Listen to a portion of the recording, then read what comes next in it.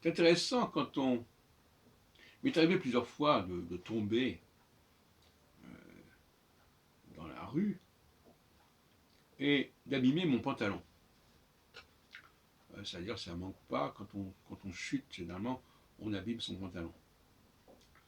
Et on abîme également son corps, son genou. La seule différence, c'est que le genou, lui, il se répare de lui-même, même s'il faut parfois intervenir pour qu'il n'y ait pas d'infection. Il y a un processus de réparation, d'auto-réparation, ce qui n'est évidemment pas le cas du pantalon. Et là, le pantalon, vous pouvez attendre des mois, il ne va pas se réparer tout seul. Il ne va même pas pouvoir se laver tout seul.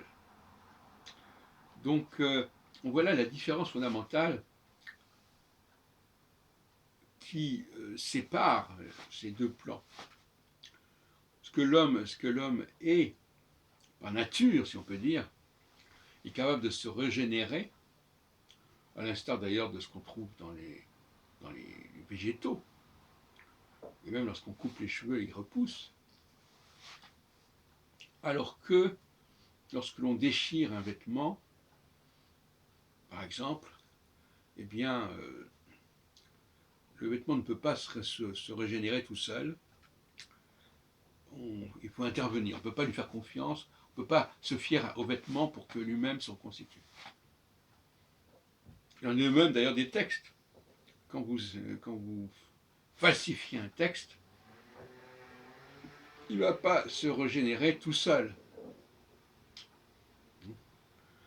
Il peut se perpétuer de façon erronée pendant des siècles. C'est pour ça que le texte fait problème. Parce que le texte, finalement, c'est un écrit. Un écrit, c'est un objet. Et un objet, c'est fabriqué par l'homme.